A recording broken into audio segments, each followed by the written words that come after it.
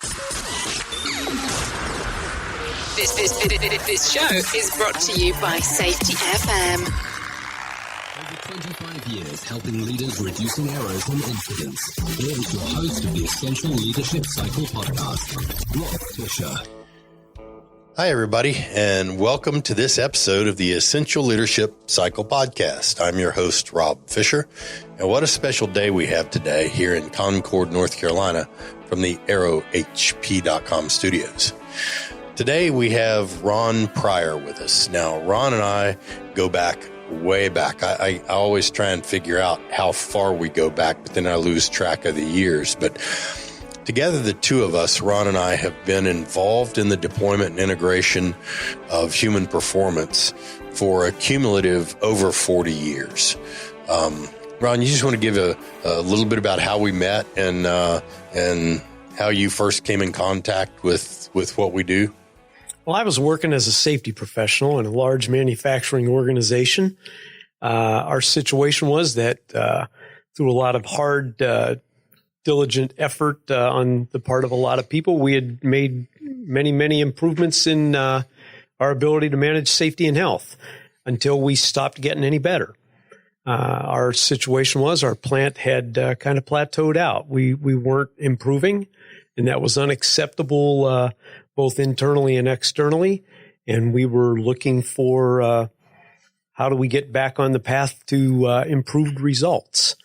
Some folks at the corporate level had seen you in some conferences talking about your approach to human and organizational performance and error prevention and error mitigation and reduction, and suggested that perhaps our plant might want to have a look at those concepts. So I remember we invited you out to balmy Iowa in December on about a sub-zero 20-mile-an-hour wind chill day to invite you in to enlighten a group of about 50 folks from our facility on what this human and organizational performance was all about. Yeah, out in the cabin.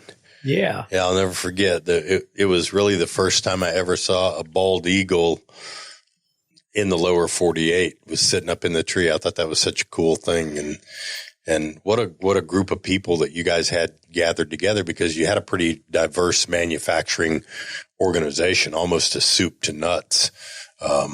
Huge plant. What were there? 2,000, 2,500 Probably people? about 2,500 people at the time. Yeah. And what was your role there at the time? At the time, I was a safety professional, and I was functioning at the time as the lead root cause analyst, investigator and analyst for the facility. Yeah, and you were busy too.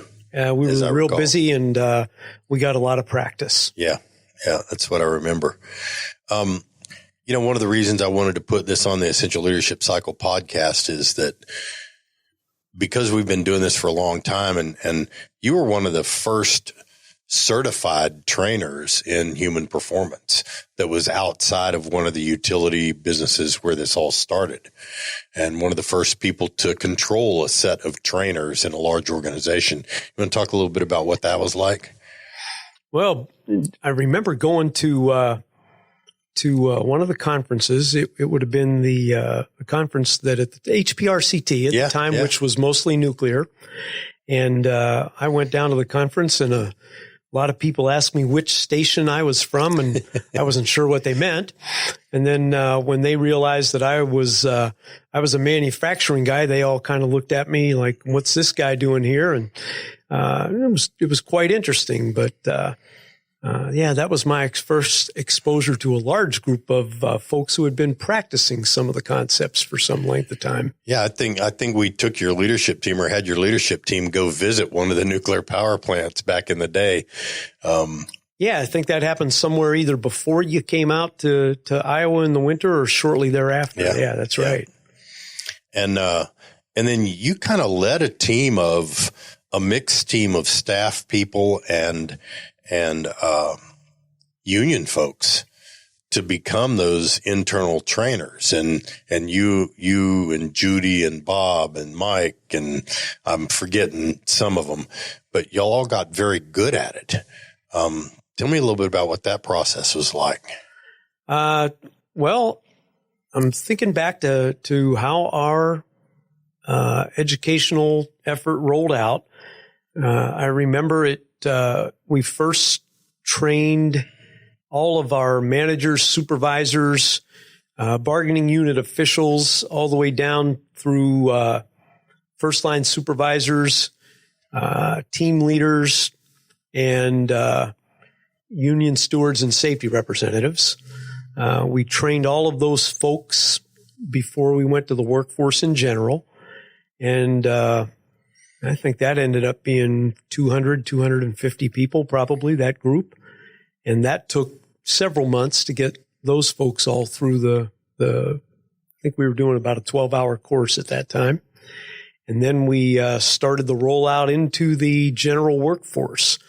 And it took us about a year and a half to get another 2,300 people trained. Yeah. It was a real significant effort. And I remember back then, it wasn't like today. The training wasn't perfectly scripted, so you had to learn everything as you went. And that was okay with some of us. Yeah, that was okay. Still okay with some of you. But as you did that, do you remember the meeting where all of the leaders sat around the room and some of the things that those leaders said when they were kind of making the decision as to whether they were going to do human performance or not? Yeah, I remember it quite well. It was the end of I believe you were with us for a day and a half. And at the end of the day and a half, our plant manager had all 50 of the stakeholders sit in a circle. And my recollection is the conversation went something like this. I want to hear what everybody thinks about launching on this kind of a path, because said I heard some things that I think would be good for our facility. But we also knew that there were some facilities in the organization that had dabbled a little bit with human performance before your visit to our plant. And what we knew was they had tried to take the low-hanging fruit approach. They were going to do the things that were easy and quick and see what happened. And what they found was those were not sustainable changes. And so we knew that going in. And as I recall, our plant manager said, I think there's some things in here that would be helpful to us, but I don't think it's a low-hanging fruit effort. This is we're all in or not. And before we make that decision, I want to hear from everybody. And 50 folks sitting around in the circle each had to weigh in individually on what we thought. And the consensus of the group was there were definitely some components that we thought would help get us back on track toward continuing our improvement. And the other thing that we recognized was we had the potential to prevent some of the catastrophic types of injuries that occasionally happen in our facility, despite the fact that we'd made a lot of progress over the years. Yeah, because you guys' numbers were the best they'd ever been. And I think a lot of the folks in that room, because you had a lot of quality folks in there, were seeing the asset of the concepts into what you were already doing with some really good lean manufacturing modeling. But I remember after that meeting, of course, I was kicked out for the powwow. And I remember after the meeting, Mike came up to me afterwards and said, well, here's what we decided. We decided that we should probably do this, but we're going to have to do it your way. So we're going to do what you tell us to do. That way, if it doesn't work, it's your fault. And because if we change something, we had to blame it on somebody. Yeah, exactly. Because if we change something, then if it didn't work, it would be our fault. So we as a leadership team committed that we were going to do it the right way. And it really spoke volumes for following a deployment and integration process that creates sustainable outcomes. I mean, yeah, that was important for us. As I reflect back on it now, knowing what we know, how are we going to do this? That discussion went along the lines of, hey, here's a guy that's made this work in some other places. Some of our managers had been off to the power plant and had seen the concepts at work. The decision was, if we're going to try to use this guy's approach, we need to actually use this guy's approach and not take it and do completely our own thing. Now, we probably knew deep in our hearts that we would try to do some of our own thing. And I'm sure you knew that we would try to do that. Yeah. But we did have a model that we were going to try to follow, and we were going to try to take your advice and take your guidance because you had made it work before. And we did realize it was new to us. Yeah. And I think that kind of bringing it back into the essential leadership cycle theme is that what we didn't have back then was the management framework as well defined as we have it today. Right.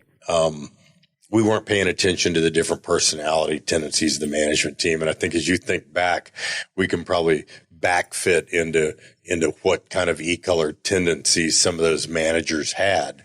But we could do that. Yes. Yeah. And if we knew then what we know now, then how we could use self-team awareness, shared vision and values, clear roles and process, the driving elements.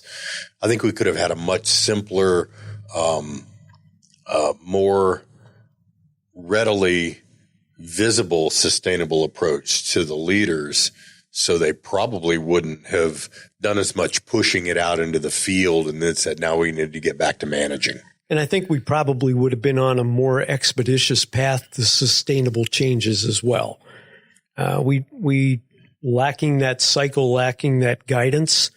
We had some series of a few steps forward and a step backwards, a few steps forward and a step backwards.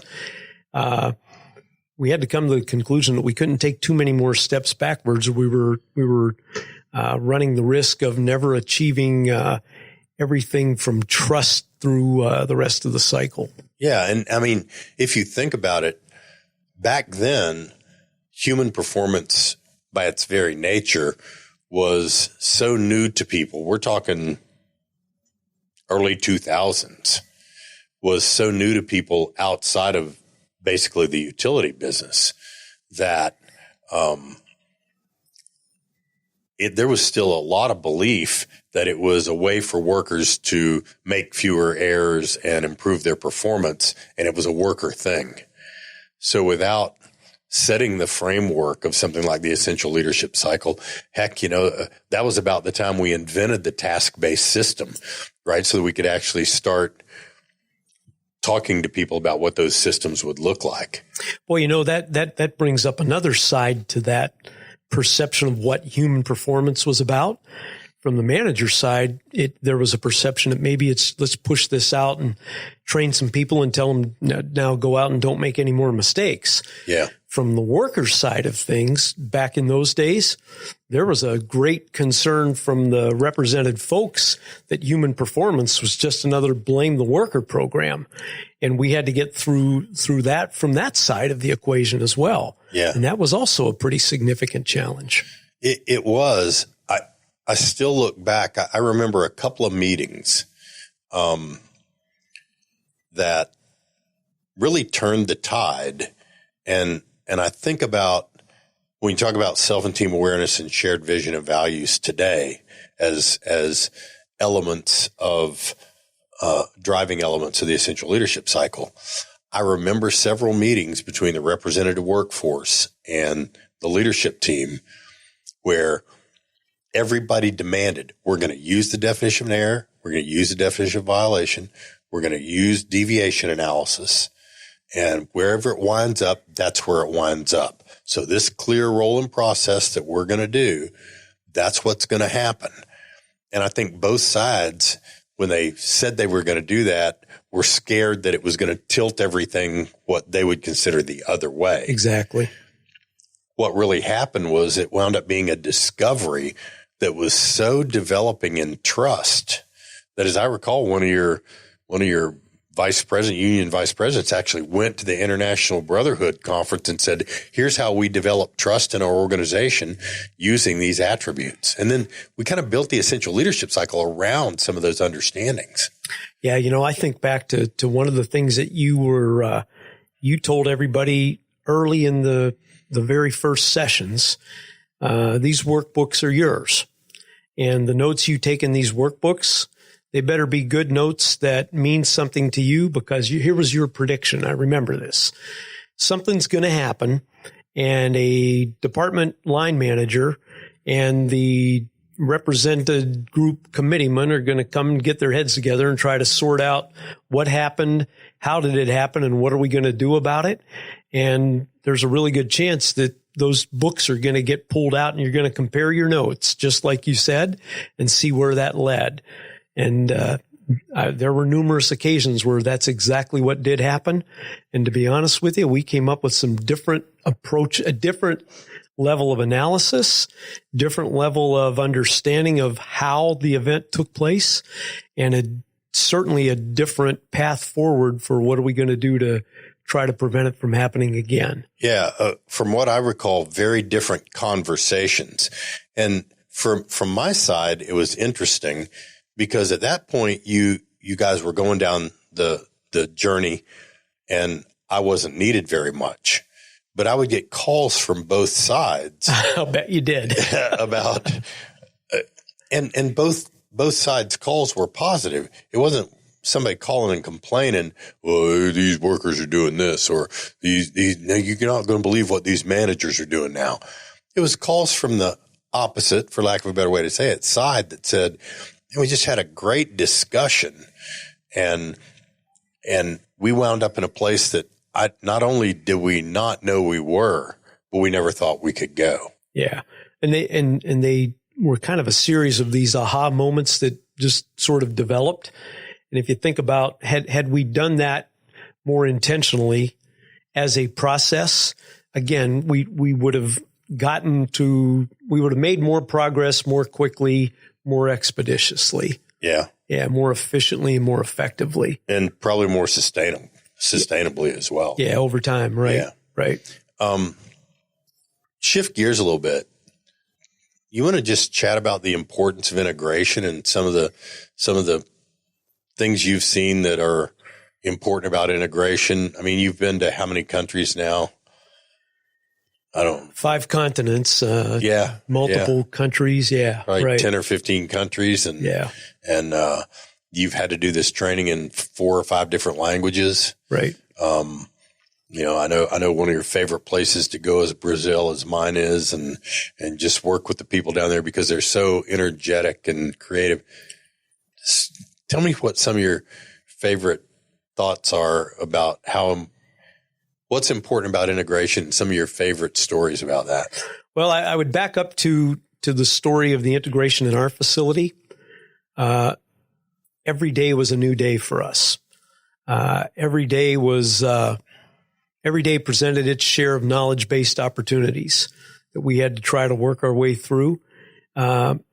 We did not have a good, solid roadmap up front to follow, and we didn't ask for one. And so we had to learn a lot of lessons piece at a time, step by step. And that was part of the few steps forward, take a step back, few steps forward, take a step back journey. A couple of steps sideways too, as I remember. Sideways was better than backwards. Yeah. So yeah, we kind of dodged and got out of the way, right? Yeah. But we learned our way through. Here's what I clearly came to realize. If you don't do anything different, nothing changes. It's one thing to talk the talk. It's one thing to discuss the concepts. But if the concepts stay as academic concepts that don't somehow get put into actions that people take every day in the world of work, nothing changes. It would be the same at home. If I don't do anything different at home, I don't get any different outcomes. Eventually, with your help, and I remember we had you come back in a couple of times to kind of put us back on track. And we had the big meeting about how come the results haven't been better sooner. Well, part of it was the fact that it took us a year to roll out the training to everybody, and we made some intentional decisions not to rush too many tools in too quickly. Right. But we came to the realization with your help that if we wanted different results, we had to start doing some things differently, and we put together our strategic and tactical plans to do some things differently. that was when we really kicked into seeing the results change on a much more accelerated basis. From that, we learned how to move from point A at least toward point B. And the lessons that we learned, we shared with the other plants in our business units that got interested when they started seeing our results change. And interestingly, many of the things that worked at our facility worked at those. When our whole business unit started getting different results, as they started embarking on the same journey that we initiated, other business units started seeing our results and wondering what we were doing differently, and we were happy to show them. I guess I'd sum that all up by saying what I've seen working in 5 continents in different places all around the world, there's some things that have worked very consistently everywhere I've had the chance to work. And there's some things that very consistently have not worked every place I've been as well. And now we know what many of those are.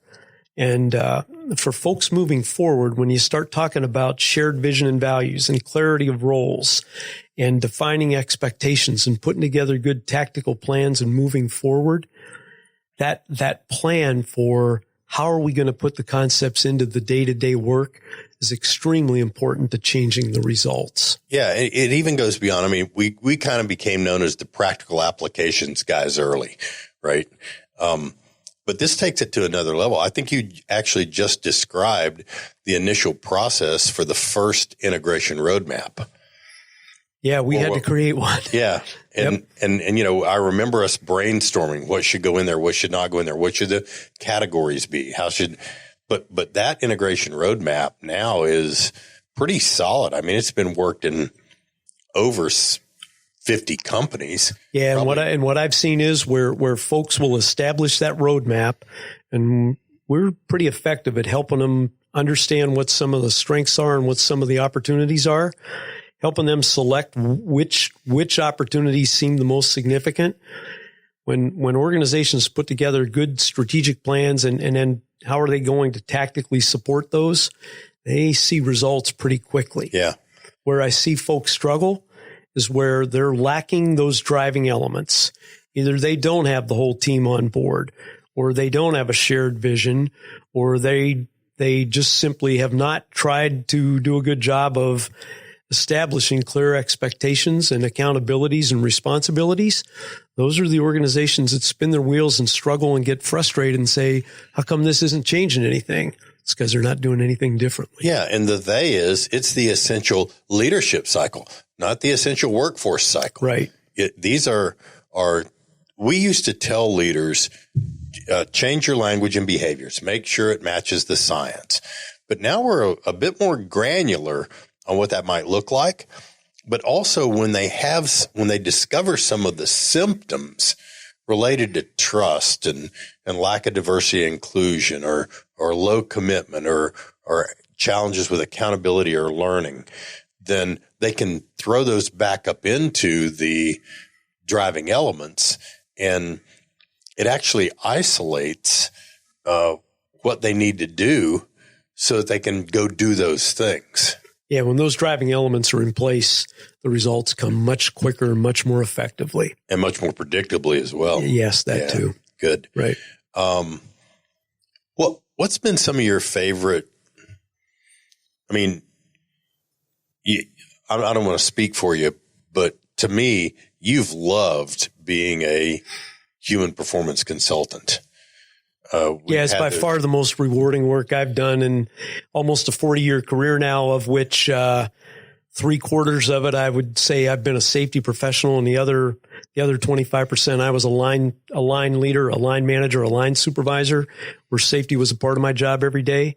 This has certainly been the most rewarding work that I've had the opportunity to do. So a few years ago, we throw a big wrench in human performance and start the whole personality diversity attribute of human performance that, you know, as we've discussed in the past, I was always looking for, but for you guys that kind of came along a little bit later, it was a new thing for you. What are some of the best things that you've seen come out of out of understanding the personality diversity as it relates to human performance. I would sum it up to say it is how consistent and predictable the outcomes will be if you utilize that understanding. Yeah.